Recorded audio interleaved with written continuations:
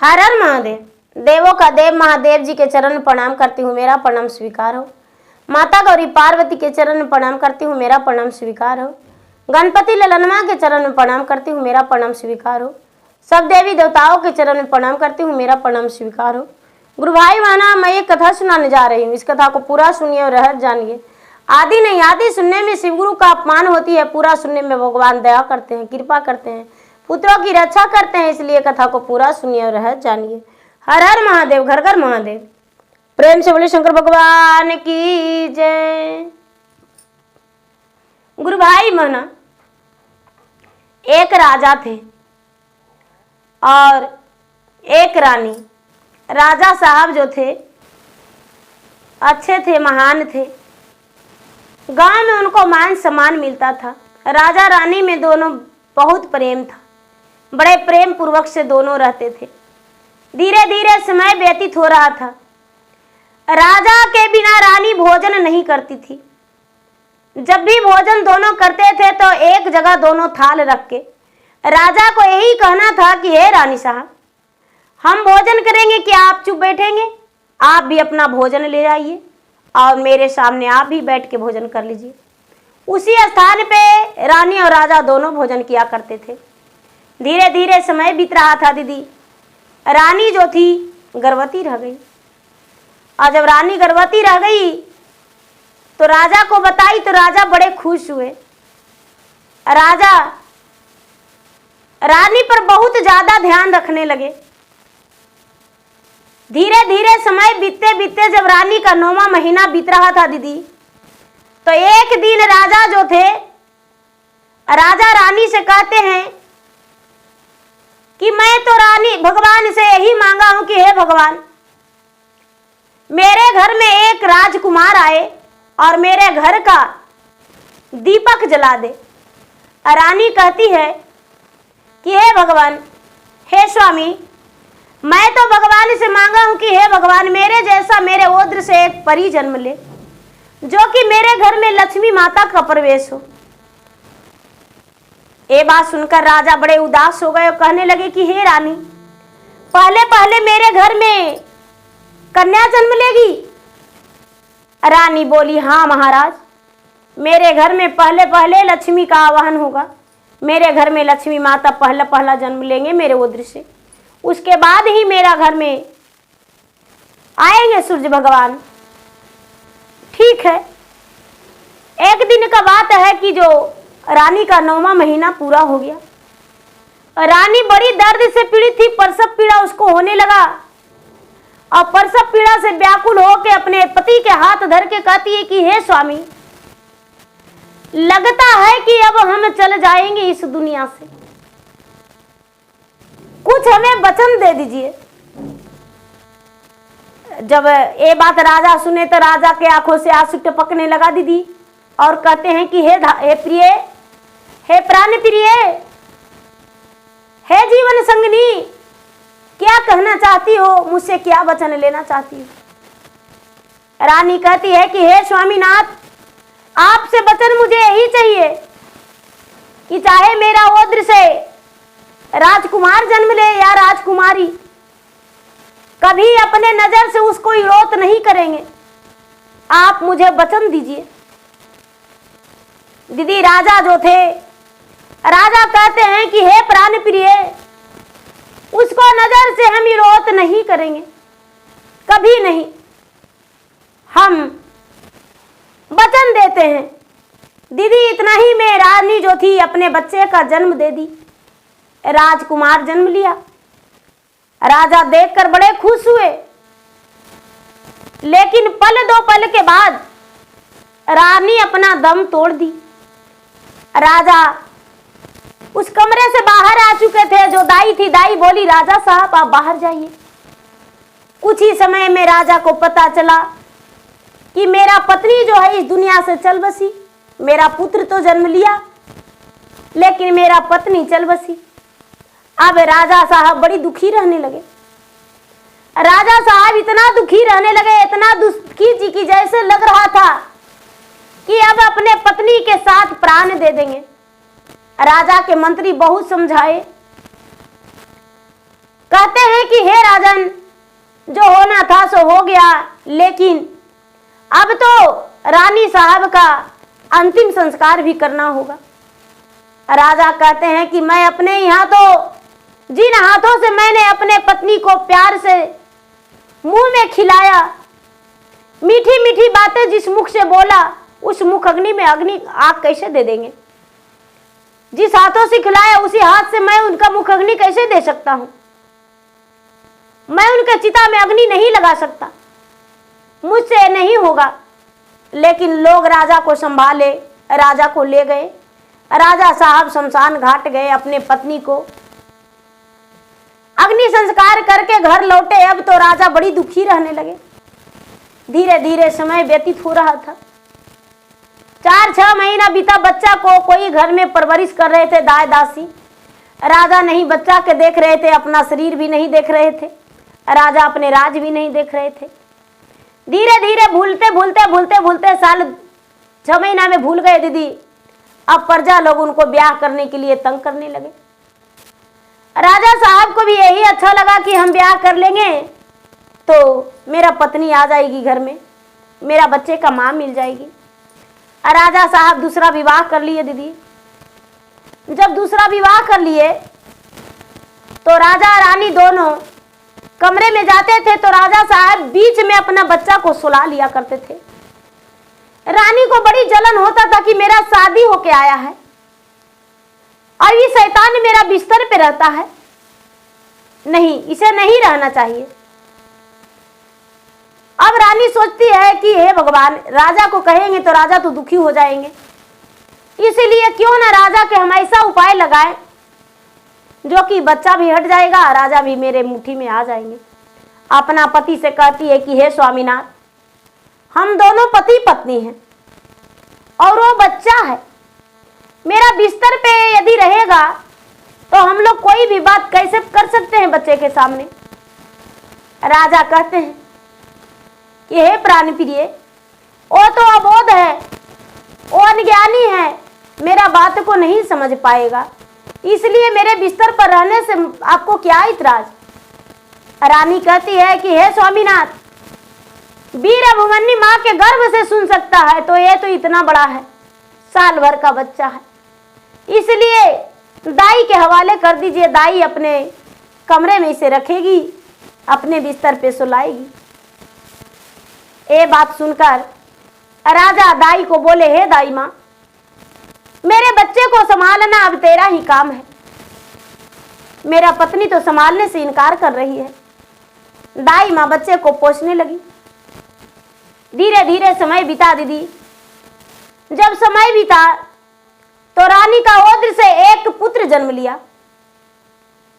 और जब रानी का ओद्र से एक पुत्र जन्म लिया तो रानी को यही सोच हुआ कि हे भगवान, अब तो मेरा एक बेटा भी हो गया। अब मेरा एक बेटा हो गया तो इससे मेरा क्या जरूरत? बच्चा जब तक 4-5 साल के हो गया। धीरे धीरे समय बीतते बीतते दीदी, वो बच्चा के 8 से 10 साल होते होते रानी का फिर से एक बेटा जन्म ले लिया। अब रानी को लगता है कि अब हमको 2 बेटा हो गया, अब उससे क्या जरूरत? अब राजा को इतना रानी प्यार देने लगी, इतना प्यार देने लगी कि रानी का प्यार में राजा अंधा हो गए। रानी का प्यार में राजा अंधा हो गए दीदी। अब रानी जो कहती, रानी के अंगुली के इशारे पर राजा नाचने लगे। धीरे धीरे समय बीता। बेटा 12 साल के हो गया। जो राजा का पहले ही रानी का बेटा था वो 12 बरस के हो गया। बड़ा सुंदर पूरे राज्य में घोड़े सवार होकर घूमता था। पूरा शरीर पे उनका आभूषण लदा रहता था, राजकुमार का वस्त्र रहता था। सब लोग देखते थे तो कहते थे कि इनका चेहरा तो बिल्कुल पिता के जैसा है, मुस्कुराहट माँ की जैसा है, बिल्कुल रानी की तरह देखने में इसका मुस्कुराहट है। सारे लोग उससे रोका रोका के बात किया करते थे। बड़े मीठे मीठे स्वर में राजकुमार बात किया करते थे। एक दिन की बात है, रानी जो थी सोई हुई थी और गहरी नींद में क्या वो चुपचाप बिस्तर पे लेटी हुई थी। राजकुमार जो था उसे समझ में नहीं आता था कि मेरा सौतेली माँ है, कोई पता नहीं चलने दिए थे। माँ माँ आवाज लगाते गया, और जब माँ माँ आवाज लगाते गया दीदी, तो दाई बोली कि अरे बेटा, रानी साहब अपने कच्छ में विश्राम कर रही है, क्या रानी साहब के कह रहे हो? राजकुमार बोला दीदी कि हमें माँ से मिलना है, माँ को देखे हुए बहुत देर हो गया। माँ के पास गया तो माँ सोई हुई थी, यानी रानी सोई हुई थी, सौतेली माँ। मुंह सर हिलाते हुए उसके सर पर माँ था, मुंह पकड़ के, और बोलता है कि माँ क्या हुआ? सौतेली माँ बोली बेटा, आज मेरा शरीर टूट रहा है, बदन टूट रहा है, मेरा तबीयत कुछ ठीक नहीं है, आज लगता है मेरा प्राण निकल जाएगा। राजा का पहली रानी का बेटा माँ का पाँव दबाने लगा, माँ का पाँव दबाने लगा, सर दबाने लगा, और सर दबाते दबाते दीदी उसको नींद आ गया, और माँ के सीने पर मुड़ी धर के और सो गया। जब सो गया दीदी तो उसका गहरा नींद पड़ गया, और जब गहरा नींद पड़ गया तो रानी क्या करती है उसके साथ कि सोया हुआ बच्चा को पूरा तन से कपड़ा उतार दिया, और उतार के उसके चादर से ढक दिया, और वो भी चुपचाप उसी जगह पे सोई हुई है। जब राजा साहब आए तो राजा साहब रानी का आवाज दिए। जब रानी का आवाज दिए दीदी, तो रानी चुपचाप सोई हुई, बाहर से दाई बोली कि रानी साहब अपने कच्छ में आराम कर रहे हैं। जब रानी साहब के कच्छ में राजा साहब घुसे दीदी, तो रानी साहब आंख मूंद के चुपचाप गहरी नींद सोने का नाटक कर दी। राजा साहब चादर हटाए तो देखती है कि खुले वस्त्र में रानी भी है, खुले वस्त्र में बेटा भी है। बेटा का गहरा नींद राजा साहब देखकर भौचक्के रह गए। रानी ने क्या की छल की दीदी कि उसी पलंग पे एक तेगा रख ली सिरहाने में, रानी ने छल कर दी। अब राजा जो थे, राजा भौचक्के रह गए। राजा को जैसे लग रहा था कि सगमा लग गया। राजा का आंख फटे के फटे रह गया, मुंह फटा का फटा हा करके रह गए। अब राजा चुपचाप टकाटक देख रहे हैं, आवाज नहीं निकल रहा। रानी झट से कपड़ा पहन ली, और उसके बाद कपड़ा पहन के और अपने पति का गले में लपट गई। पति का गले में लपट के दीदी कहती है कि हे स्वामीनाथ, इसमें मेरा कोई कसूर नहीं, देखिए पलंग पे तेगा, आप नहीं जानते, आज तो आप देख लिए, आपका बेटा मेरे साथ गलत व्यवहार रोज डरा धमसा के करने का कोशिश करता है, मेरा पचीस्ता ही रोज लुटता है। सालों बीत गया, आपसे बता नहीं पा रहे थे, हमको डर लग रहा था कि आप अपने बेटा को पता नहीं क्या करेंगे, मार डालेंगे, इसीलिए स्वामीनाथ आपसे हम बताने से संकोच रहे थे। हे स्वामीनाथ, आप इसके साथ कोई गलत नहीं कीजिए, आप इसे कोई दंड नहीं दीजिए। बेटा का नींद खुला तो देखता है माँ पिताजी को बातें करते हुए, अपना तन पे वस्त्र नहीं। मासूम था दीदी, उसे कोई ज्ञान नहीं था। कहता है माँ मेरा कपड़ा नहीं है, क्यों उतार दी मेरा कपड़ा? माँ मेरा शर्ट मेरा पैंट नहीं है। माँ कहाँ है? लेकिन माँ तो छल करके दीदी उसका कपड़ा छुपा दी थी, वहां पर था ही नहीं। चादर लिपट के अपना कपड़ा खोजने लगा। राजा का आंख बबूला आंख हो चुका था, जैसे लग रहा था आंखों से रक्त गिर रहा था। बेटे पे तरतर कर रहे थे, लग रहा था कि बेटा के कब खंड टुकड़ा कर देंगे। राजकुमार कुछ नहीं जान रहा है, हर बातों से अनजान है। दीदी जाके राजकुमार कपड़ा पहन लिया, और कपड़ा पहन के और उसके बाद जाके अपने सौतेली माँ से कहता है कि माँ मुझे खाना दे दे, कब तेरा सर दबाते दबाते मेरा नींद आ गया और तू मेरा कपड़े उतार दी माँ, आखिर मेरे साथ ऐसा क्यों की माँ? मेरे साथ ऐसा क्यों की? रानी पूरे राजमहल में हल्ला कर दी कि मेरे साथ मेरा नाजायज बेटा कर रहा था, गलत संबंध जोड़ लिया। दाई माँ उसके बारे में पूरा जानती थी। दाई माँ कहती है कि मुझे विश्वास नहीं, अपने राजकुमार को गले में लगा ली, क्योंकि अपना सीने से दूध पिलाकर दाई माँ पोसी थी। दीदी दाई माँ भी ललकोरी थी। दाई माँ का भी उसी का जोड़ी एक बच्चा था। अपना आधा दूध इस बच्चा को, आधा दूध अपना बच्चा को पिलाती थी। राजा जो थे, राजा अब मन में सोचते हैं कि अब हम क्या करें, कुछ तो हमें करना पड़ेगा, कुछ तो बिना किए हुए अब हम चुप नहीं बैठ सकते हैं। मेरा पत्नी को तेगा धीरा धीरा के मेरे पत्नी के साथ एक गलत अन्याय किया है, अब हम इसको जीने नहीं देंगे। हम तो सोचते थे कि मेरा पहली रानी का निशाना है, लेकिन ये तो मेरे साथ विश्वासघात किया। राजा साहब जल्लाद के बुलाए और जल्लाद को बुलाकर कहते हैं कि हे जल्लाद भाई, इसे मेरा बेटा को ले जाओ और मेरा बेटा को कलेजा और मेरा बेटा को आंख लेकर मेरे पास आना। जो तुम मुंह मांगा इनाम मांगोगे हम देंगे। दीदी जल्लाद जो था, राजकुमार के चार गो जल्लाद मिलके और बोला कि चलो नगर घुमाने के लिए तुम्हें ले जाते हैं। चार गो जल्लाद दीदी राजकुमार को ले लिया और राजकुमार सीधा साधा था।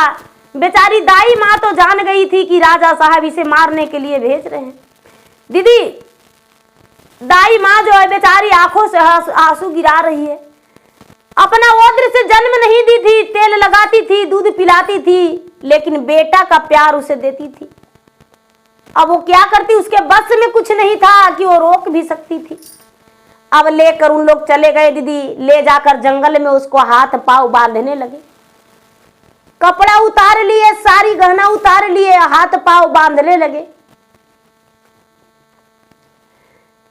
झर झर रोवे कुमार औजार से बेजार बाजी, अरे होव देवा हमारो सहाय जी।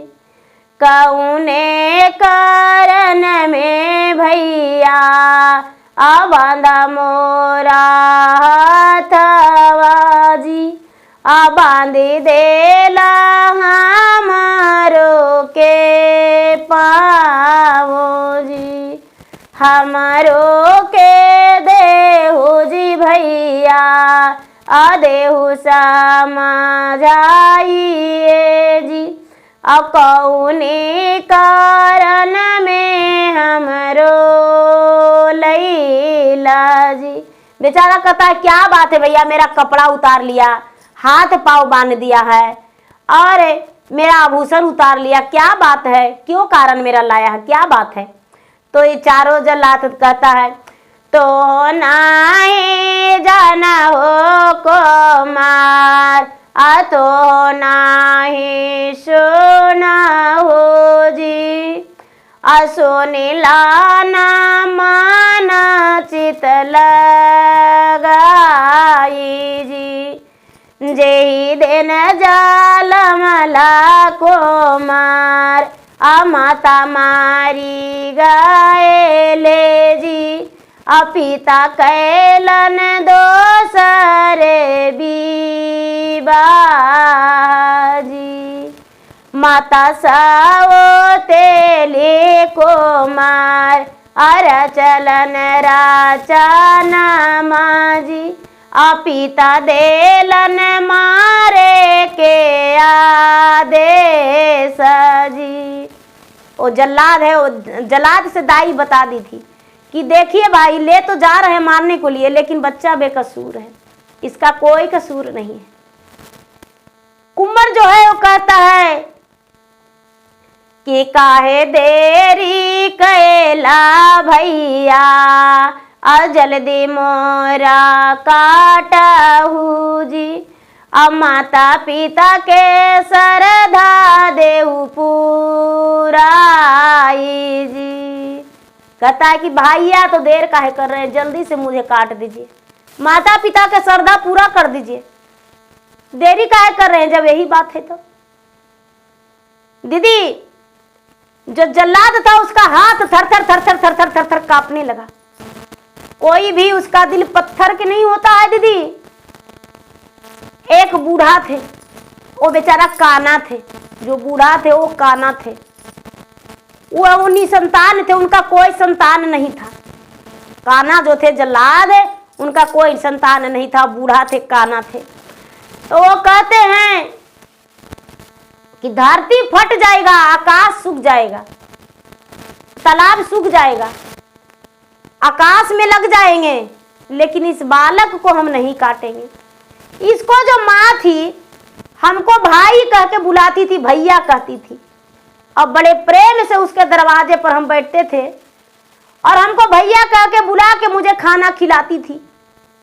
आज हम उसको, एक संतान है, उसको रक्षा नहीं कर सकते हैं तो उसको हम साथ गलत भी नहीं कर सकते, इसलिए है हम नहीं काटेंगे, मुझसे ये सब नहीं होगा। और तीनों के बोला कि भाई काटना है तो तुम इसको काटो, आंख निकालो, लेकिन हम ऐसा नहीं करेंगे, हम चले। आग लगेगा राजा के घर नौकरी और बजट पड़ेगा तनख्वाह, मार देगा राजा तो मरवा काट जाएंगे, काटेगा तो कट जाएंगे, लेकिन हम इतना बड़ा पाप नहीं काटेंगे कि कोमल शरीर वाले बालक को काट सकते हैं। गौ गुहार, बालक गुहार, तिरिया गुहार, ये जो तीनों अपराध करेगा उससे पापी कोई नहीं रहेगा। कन कन में कोढ़ी फूट जाएगा, उसको पिलुआ पड़ेगा, कीड़ मकोड़ लगेगा। ऐसे कह के दीदी, और काना जो था काना चल गया। तो दूसरा का कहता है कि ये भाई हमको भी बस के बात नहीं है, बालक जो बोलता है ये निर्दोष है, अगर जो निर्दोष के काट देंगे तो ये जीवन बेकार है, क्या मिलेगा हमको इसको मारने से। दीदी तीसरा को हट गया तो चौथा हटने लगा। तो बालक जो कहता है कि ले ओ में ले हो भैया औ हमारो या भूषण जी, ले हो तेगा तलवार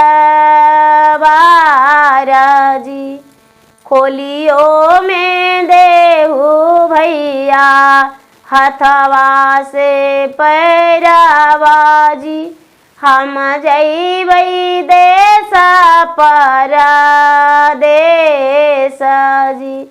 कहती है कि देखो भाई मेरा गहना जेवर सब ले लो जो मेरे तन पर था जे, और तेगा तलवार ले लो, कुछ मार के राजा को दिखा देना, हम देश परदेश चल जाएंगे, हम कभी लौट के नहीं जाएंगे अपने पिता के दरवाजा पर।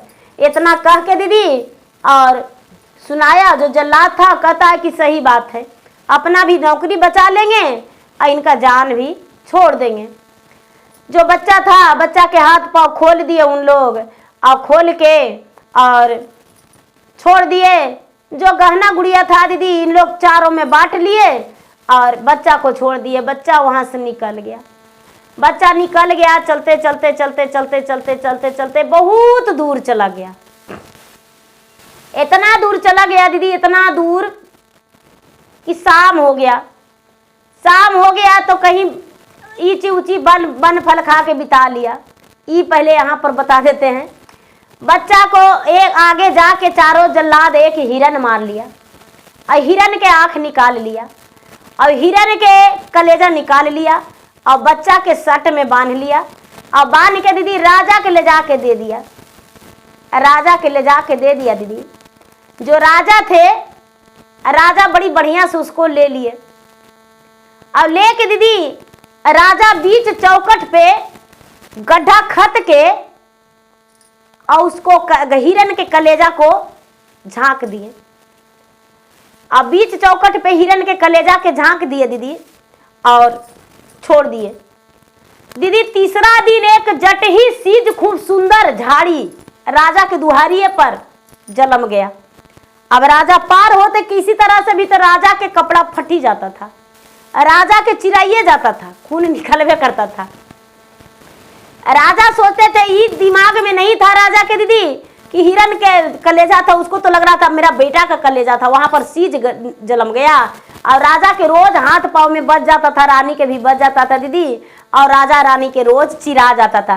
कितना हूँ जड़ से काटते थे, लेकिन बिहान होला फूज के तैयार हो जाता था और राजा के रोज बजता था।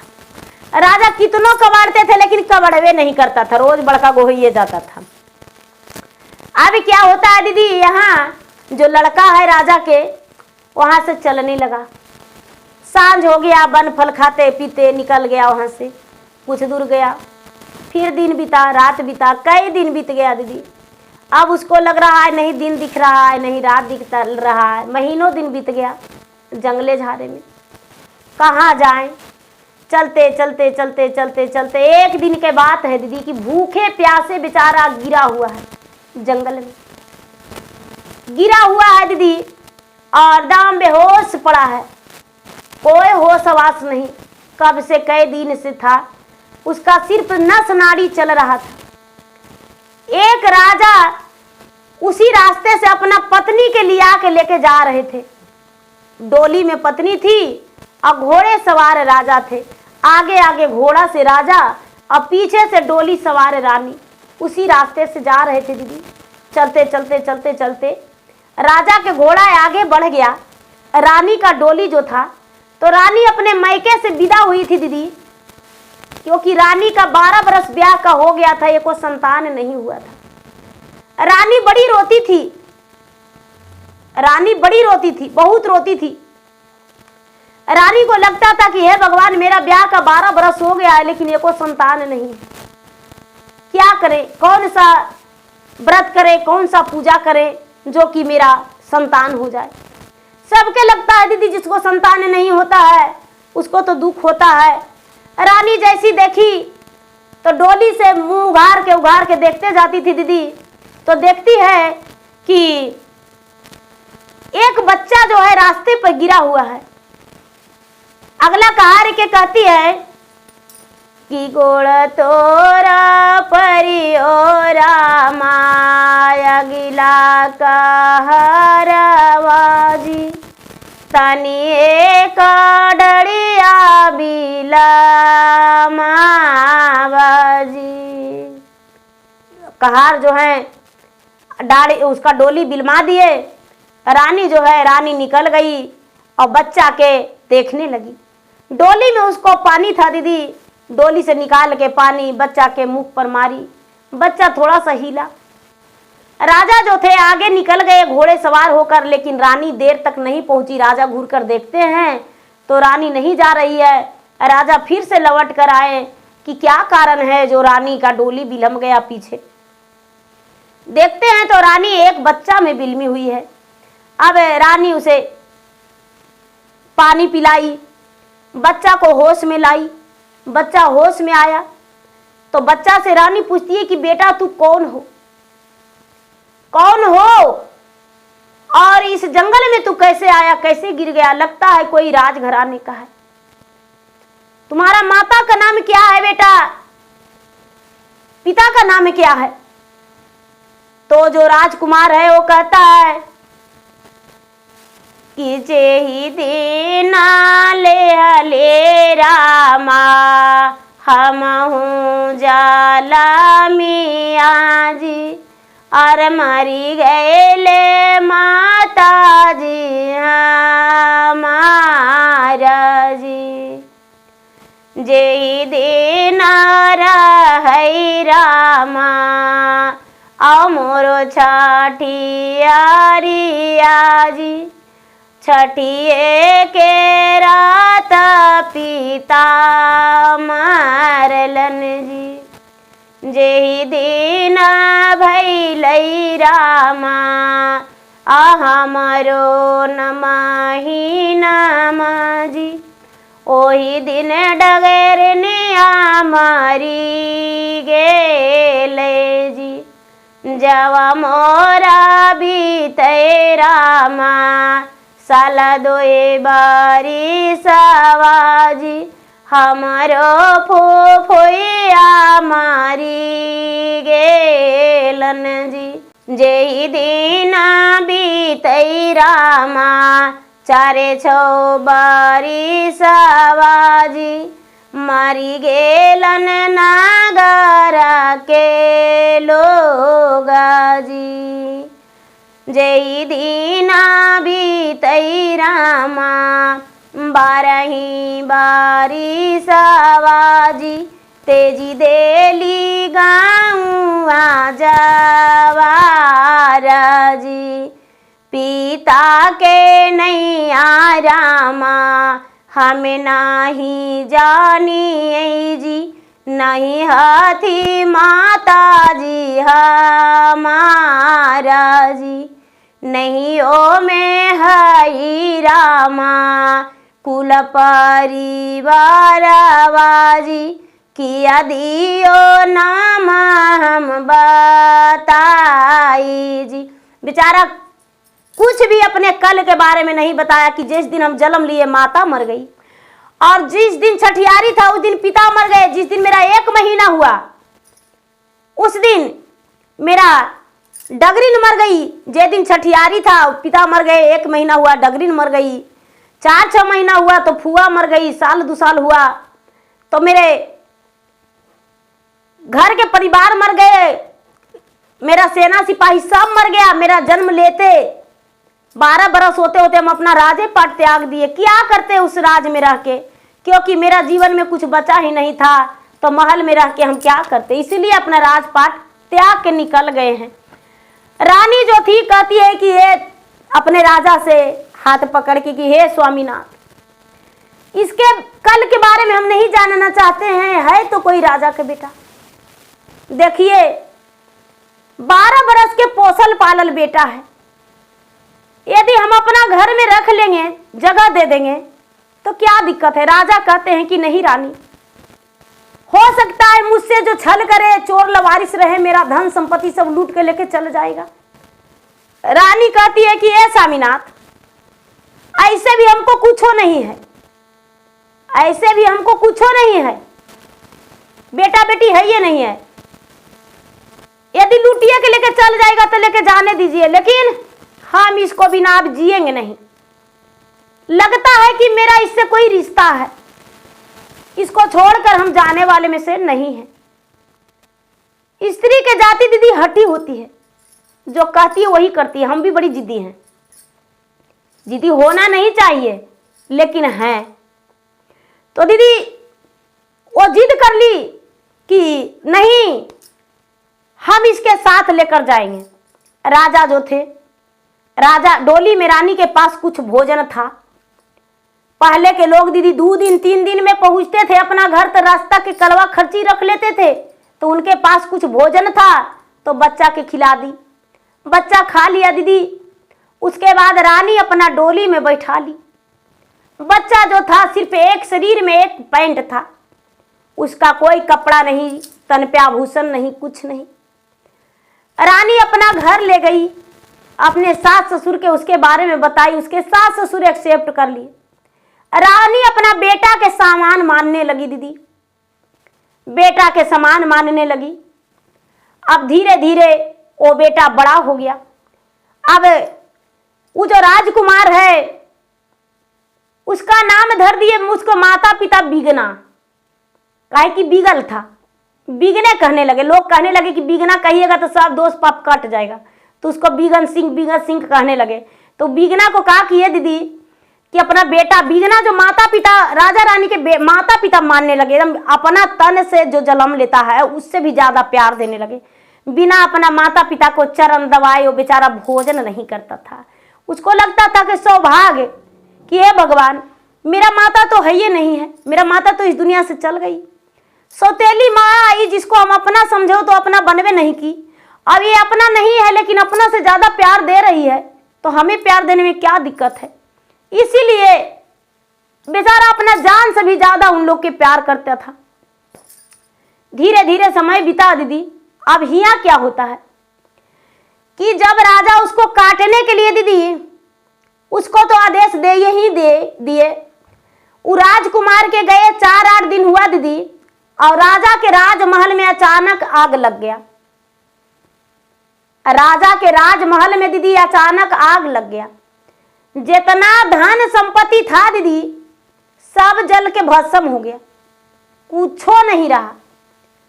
जो रानी थी दीदी, रानी का भी शरीर जहां तक आधा से ज्यादा जलिए गया, वो भी डॉक्टरी इलाज में पड़ गई। राजा के धन संपत्ति था जो सब रानिये में फुका गया। अब दोनों बच्चा छोटा छोटा था तो बच्चा के साथ कोई तकलीफ नहीं हुआ। राजा साहब अपना प्रजा के पास उस बच्चा के छोड़ दिए। अब राजा के राजमहल के अंदर कुछ नहीं रहा दीदी, घर धन संपत्ति सब जल गया। अब राजा राजा नहीं रहे दीदी, राजा एगो भिखारी बन गए। राजा दूसरा के घर में मजूरी करने लगे, दरमानी करने लगे। काहे कि राजा के घर राजा उ रहे कैसे, जब धन संपत्ति नहीं रहा, सब जलिए के भस्म हो गया, तो राजा राजा रहे कैसे। राजा के घर जो सैनिक सेना जो था सब, कुछ लोग घायल हो गए, कुछ लोग मर गए और कुछ लोग अपना घर चल गए। अब राजा जो थे, राजा के साल 2 साल बिता दीदी, तो रानी जो थी, रानी के कहते हैं कि ये रानी साहब से देश चोरी परदेश भीख बराबर है, हम जाते हैं कहीं नौकरी करे। कहते हैं कि ये राजा साहब, रानी जो थी जल गई थी दीदी, देखने में उसका शरीर एकदम उजला हो गया था, देखने में जैसे लग रहा था कि उसका कोढ़िया हो गया है, पूरा हाथ बांगुर हो गया था जल के, हाथ से उसको भोजन नहीं करने का बनता था। तो रानी कहती है कि हे स्वामीनाथ, आप चल जाइएगा तो हमको खाना कौन खिलाएगा। दोनों बेटा जो था, दोनों बेटा के वो नानी घर में छोड़ दिए। राजा साहब अपना ससुरारी, जो नया वाला ससुरारी था, वहां छोड़ दिए कि जाओ भाई, कुछ दिन पोसाएगा पलाएगा तो अपना कमाई खाएगा। वहां भी नहीं कोई रखे दीदी, तो कहीं होटल फोटल में दोनों बच्चा के रखवा दिए कि जाओ नौकर बन के और रहना, अपना पेट परवरिश करना। माने राजा का धन संपत्ति सब तहस नहस हो गया, तो राजा नहीं रहे, परजों से बेहतर हो गए। अब ये लड़का जो था दीदी, धीरे धीरे अब 2 साल 4 साल 5 साल बीत गया। 5 साल होते होते राजा से ही रंक बन ही गए। अब इधर उधर अपने पत्नी के लेके नौकरी के तलाश में लगल थे। नौकरी के इधर उधर जाते थे, साल 6 महीना यहाँ, साल 6 महीना वहाँ, दरबानी के काम करते थे, नौकर के काम करते थे राजा जो थे, और अपना समय व्यतीत कर रहे थे, अपना पत्नी के साथ ही रहते थे। दोनों बच्चा जो था, दोनों बच्चा भी भटक रहा था, कभी इधर कभी उधर, अपना किसी जगह ना किसी जगह वो अपना पेट पालन कर रहा था। अब यहाँ क्या होता है दीदी, बिगन सिंह क्या कर रहा है कि जवान हो गया दीदी, उसका 17-18 साल की उम्र हो गया, तो उसके माता पिता सोचते हैं कि इसका ब्याह कर दें। तो ब्याह करने के लिए सोचने लगे, उसका ब्याह का तैयारी हो गया। ब्याह का तैयारी हो गया तो जिस दिन शादी था दीदी, बारात सज रहा था, उसी दिन उसके माता पिता उसके दरवाजा पर गए काम मांगने के लिए। लोग गांव में घूम रहे थे, मांग रहे थे काम, तो गांव वाला लोग बोले कि हमको ही का काम मांगते हैं, देखिए तो इतना बड़ा राजा है, उनको क्या शादी है, उसको क्या नहीं कुछ काम लगेगा तो पतलियों फेंके लगी काम मिल जाएगा। अब खाने पीने का तो उनको कमी नहीं है, एक ही को तो बेटा है, राजा बड़ी लुटाते हैं, जाइए। दीदी 5 साल में माई बाप भूल जाएगा, चेहरा नहीं भूल सकता है। बेटा भूल जाएगा दीदी, चेहरा अपने पिता का नहीं भूले। 5 साल 6 साल 7 साल हुआ दीदी, तो कैसे भूल जाएगा, नहीं भूला था। नहीं बाप नहीं बेटा थे दीदी, बेटा तो दूल्हा बन के निकला सेहरा, और ये राजा और रानी दोनों भिखारी के रूप में पहुंचे काम मांगने के लिए। तब भाई वो तो पहचान नहीं रहे हैं कि कौन राजा, यहाँ के कौन प्रजा, सब पहनले ओढ़ले थे। तो लोग से कहते हैं कि भाई हम यहाँ काम मांगने आए हैं, हमको काम मिलेगा। तो लोग बोले कि देखिए आज खा लीजिए, जो होवाता है जो करिए। ये लोग बारात जा रहे हैं, और बारात से जब लौटेंगे तबे आपको काम मिलेगा। राजकुमार जो था दीदी बिगन सिंह, वो बारात में चल गया, अपना घोड़ा सवार होके, डोहली में बैठ के, कुछ लोग पैदल भी, सब लोग बारात चल गए अपना जहाँ भी जाना था किसी नगर में। तो राजा के राजघराने में बेटी का, राजा के बेटी से ब्याह था दीदी, ब्याह करके दूसरा दिन लौटे, तीसरा दिन लौटे। एक दिन मर्यादा था तो तीसरा दिन लौटे। जब लौटे दीदी, जैसी डोली, घोड़ा से राजकुमार, डोली से बहू, दोनों उतरे, तो अपने पिता के देख कर दीदी आंखों से इसका आंसू झरकने लगा राजकुमार के। आंखों से परछन हो रहा है, आंखों से आंसू गिर रहा है, आंखों से आंसू गिर रहा है दीदी। तो जो माता है, माता बेचारी जो रानी रास्ता में मिली थी, वो अपने बेटा को उदासी देखकर, आंखों से आंसू देखकर, और किससे कहता है ये कि मेरे पिताजी यहाँ है और मेरा सौतेली माता है। ये तो सबसे बताया था कि भाई मेरे माता इस दुनिया से चल बसी है, मेरे पिताजी भी मर गए हैं, मेरा इस संसार में कोई नहीं है। तो दीदी आंख से इसका आंसू झरक रहा है। तो माता कहती है कि याद परलो रे को मार पिता महातारिया रे, किया याद परलो कुल परिवार रे, किया याद परलो बबुआ यार दोस्त तारावारे, किया होलो माना मामे कामी जी। तो बेचारा राजकुमार है बेटा माँ से कहता नहीं मोर नहीं याद पर लई माता, माता महातारिया जी, नहीं याद पर ले कुल परिवार जी, नहीं याद पर ले माता, और यार दोस्त तारवा जी, नहीं माना भैले मोरा कामी जी। बीताला बतिया माता सलहई कले जवाजी, अवमाना सहलो ना जा है जी। रानी को कुछ शक लगा, कुछ तो बात है जो मेरा बेटा रो रहा है, इतना दिन 7 साल 8 साल से मेरे पास है, लेकिन बेटा एक दिन एक आंसू नहीं गिराया। आज मेरा बेटा ब्याह करके आया है तो रो रहा है। परछन कर लिया दीदी, कोहबर में भी जो भी विधि रस्म था सारी विधि रस्म कर ली माँ। उसके बाद अपना पति से कहती है कि ये जी आज मेरा बेटा ब्याह करके आया है, खुश नहीं है, कोई तो बात है, कोई तो बात है जो कि मेरा बेटा खुश नहीं है। दीदी राजा कहते हैं कि अरे ऐसा बात नहीं है, शादी ब्याह का बात है, इसको माता पिता बच्चेपन में मर गए, याद आ रहा होगा तो रो रहा है, चिंता काहे कर रही है, ऐसा कोई बात नहीं है। अब दीदी राजकुमार सुबह उठ के अब उसके माता पिता थे उसके से काम मांगे, उसी के पिता से मुंह बोली पिता से कि राजा साहब हमको कोई काम कर दे दीजिए और हम आपके घर नौकरी करेंगे और अपना 2 वक्त का रोटी हमको दे दीजिएगा।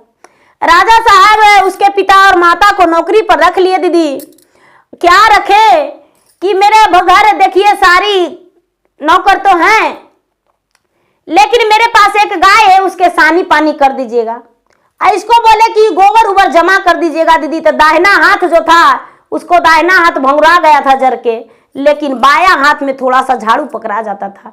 तो बायां हाथ से झाड़ू लगाती थी और गोबर इकट्ठा करती थी।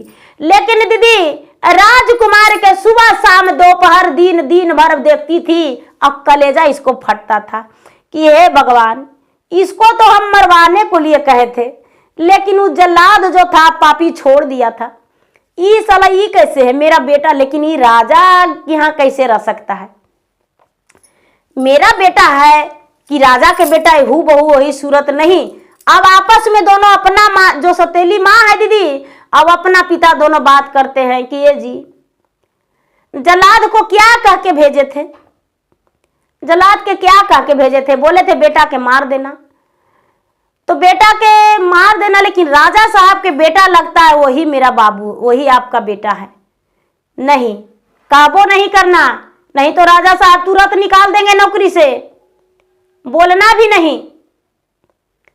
और नहीं तो राजा साहब तनिक भी देर नहीं करेंगे, जो 2 रोटी खा रही हो पानी पी रही हो ना वो नहीं मिलेगा।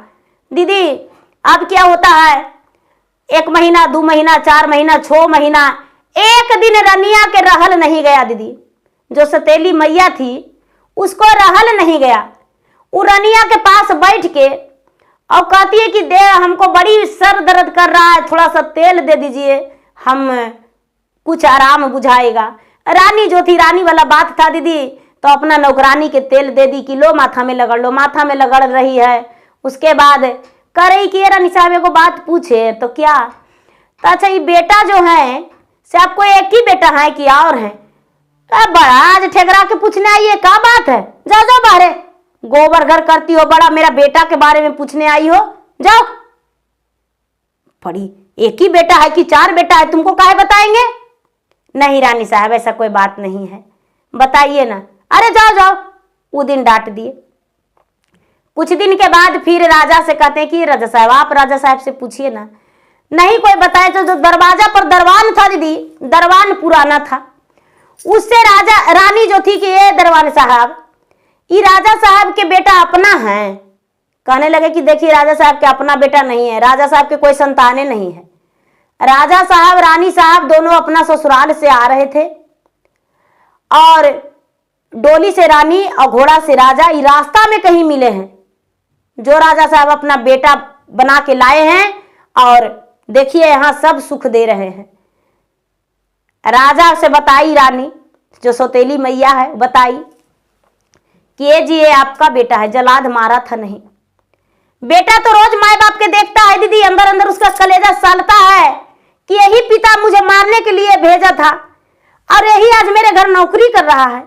यही माँ जो थी हमको पर कलेम लगाई थी मेरा कपड़ा उतार के, आज मेरे घर झाड़ू बर्तन कर रही है, करो झाड़ू बर्तन। दीदी एक दिन राजा बोला राजकुमार से अपने बेटा से कि बेटा मुझे क्षमा कर दो, हम तो तुम्हें मारने के लिए भेजे थे लेकिन तू बच कैसे गया, हम बहुत बड़ा पाप किए थे। रानी कहती है कि बेटा हम तुम पर कलेम लगाए थे क्योंकि हमको 2 बेटा था, इतना धन संपत्ति था, तो हम सोचे थे कि इसका क्या जरूरत है, इसीलिए तुम्हें हम मारने के लिए भेजे थे, लेकिन मुझसे गलती हो गया था, बेटा मुझे क्षमा कर दो।